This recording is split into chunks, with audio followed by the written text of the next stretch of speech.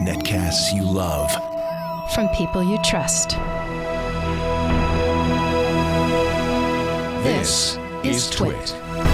Bandwidth for iFive for the iPhone is provided by CacheFly at CACHEFLY.com. This episode of iFive for the iPhone is brought to you by the new Squarespace. Squarespace introduces a new content management system, making it faster and easier to create a high-quality website, blog, or online portfolio. Plus more than 50 new features, including mobile responsive designs. For a free trial and 10% off your first purchase, go to squarespace.com and use the offer code iFive10.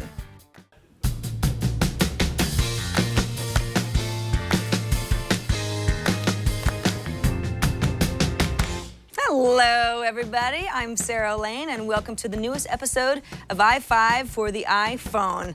I actually have my new iPhone here. Finally, it came over the weekend, and I haven't finished updating it yet, so I've got my trusty 4S as a backup.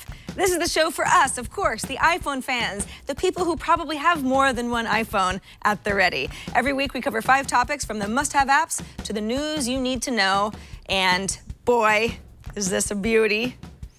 But enough about me, let's start the show. Number 1, the whole Apple ditches Google Maps in favor of its own Maps app war rages on. Apple had to apologize. It's gotten ugly. Last week we talked about, though, how Apple Maps, at least as it stands now, is indeed an inferior product. But one company certainly is happy about all of this. Have you ever heard of an app called Embark? If you actually use Maps for transit, the answer is likely yes. If not, here's why Embark has been downloaded over 100,000 times since iOS 6 went live on September 19th. So Apple Maps doesn't have transit information built in. Instead, when you ask for directions, Maps will prompt you to open a transit app already on your system that's compatible with iOS 6. Now, if you don't have anything on your system yet, you'll get a list of transit apps from the App Store that you might like to download. Guess what was number 1 on my list? Embark. It's actually a series of apps that are split up not just by city but by type of transit. So in the Bay Area, for example, I can download the BART Schedule Embark app as well as the Caltrain Schedule Embark app. No app for Muni yet. Maybe they're still trying to figure out how to build an app around transit that doesn't actually work. But I digress. Embark is in 12 cities so far. It's got a ways to grow, but the team says that they're working hard on expansion. So back to Maps. I've looked up something, I want transit information, and I choose Embark already on my system from my list. iOS 6 is smart enough to port that information over to the app when it launches, and then I'm on my way. Not a huge inconvenience for me, quite frankly, just an extra step, but what a boon for Embark. The company says 70% of new users are coming over from the Apple Maps Transit tab, just doing this, and their monthly planned trips has increased from 2 million in January to twice that, and all because Apple and Google hate each other. Congratulations, Embark. Aren't Map Wars wonderful? Number 2, when Apple rolled out its official podcast app this summer, the reviews were dismal. People hated it. It was very buggy, and it angered all of you. Since then, Apple has fixed a lot of the bugs, added a lot of stability. Things were looking up until iOS 6. Of almost 2,000 reviews in the App Store, Podcast app averages 1.5 stars. That's bad. Allow me to read a sample review.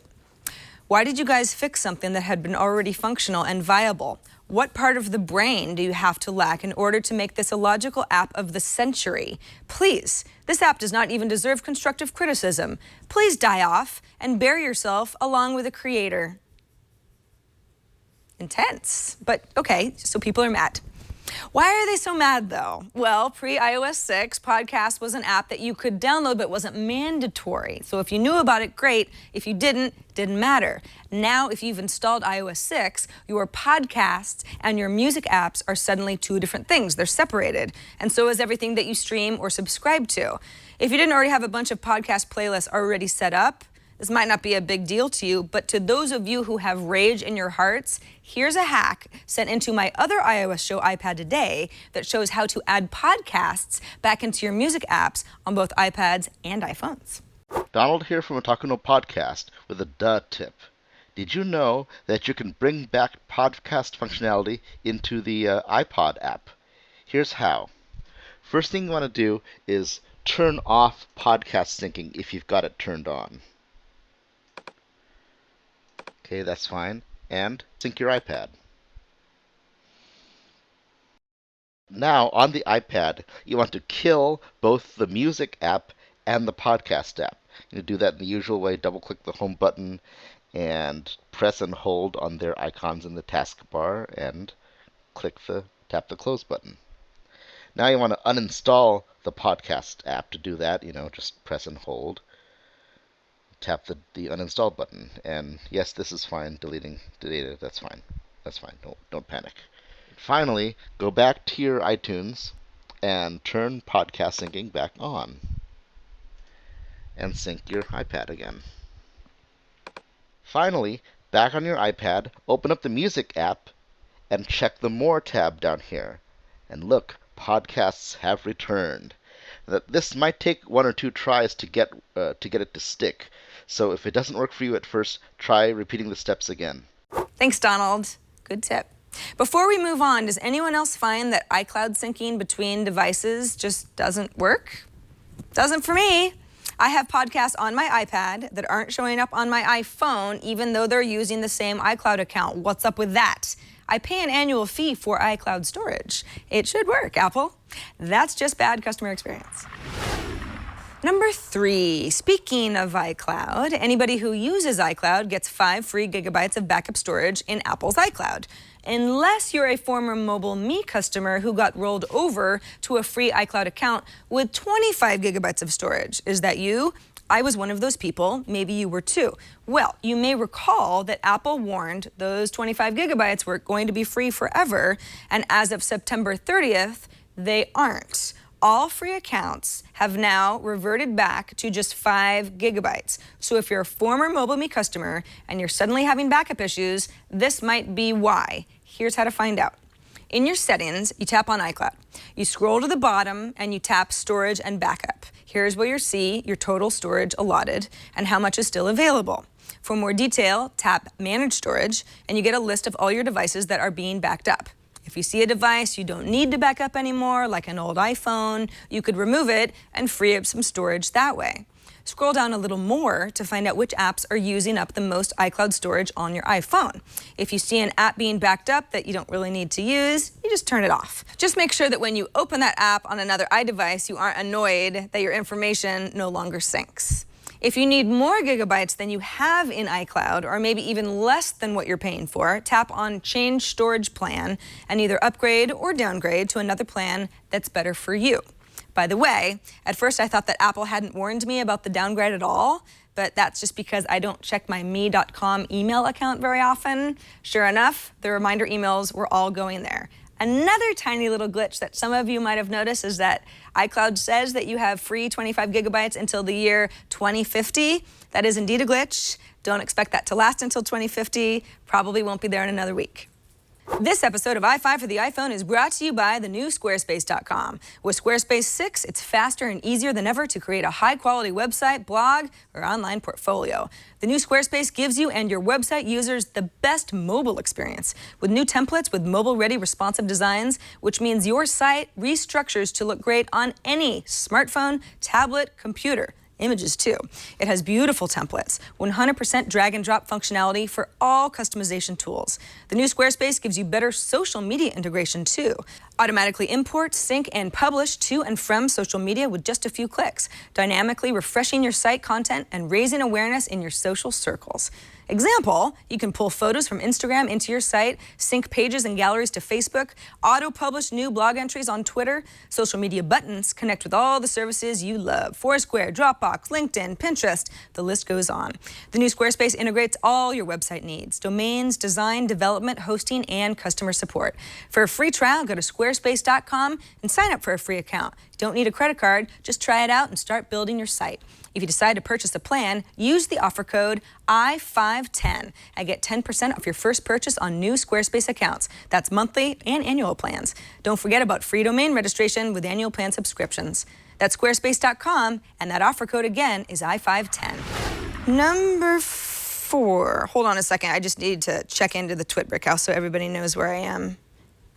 Okay, good. Does that sound familiar? Do you know what I just did there? If you're a Foursquare user, I bet you know exactly what I just did, because Foursquare, of course, is the mobile service that invented the idea of checking into restaurants and venues and events and sharing your whereabouts with your friends. I have been a very faithful Foursquare user for years, not only to share what I'm up to with my friends, but also as a kind of a breadcrumb trail for myself. So if I go to a cafe, I know I've been there before, but it's been a long time. When I check in, Foursquare reminds me when I was there last. I kind of like that. But it really is more than just check-ins. In fact, with the latest update, Foursquare is more of a discovery tool than ever. So you click the Explore tab within the app, and you get a map view of the friends that are nearby you and where they are. Plus top picks Foursquare chooses for you based on how many of your friends have been to that particular place, places you've been in the past but not recently that you might like to be reminded about, places nearby you've never been to, places you might have added to your to-do list, other general popular places. You get the idea. If you do a search, you can filter by category, or just type something like burritos or spicy if you're in the mood for something specific but don't have a venue in mind. Best of all, Foursquare now integrates with OpenTable. I love that. So if you find a place that requires reservations, you can book one right from within Foursquare. The restaurant has to already have a partnership with OpenTable, so this isn't going to be a feature on every single venue, but a lot of them do. I think in combination with another app like Yelp, Foursquare is a great little tool to have in your pocket when you're traveling or you're just looking to branch out. Better yet, it's free. And finally, number 5, because hey, we're sort of on a maps kick here at iFive this week. How about a map-based game that requires you to physically travel the world? I'm talking about a real app called Fog of World that's extremely daunting, but is also kind of a fun challenge. So you start off with a foggy map of the world. The object is to lift the fog on as much of the world as possible by recording wherever you go using your iPhone's built-in GPS. You can be recording at any time, even with the app running in the background, but this is also a battery drain. So Fog of World tries to minimize this by only reporting locations every 40 to 50 meters when you're on the go, and then lifting the fog between that and the previously reported location.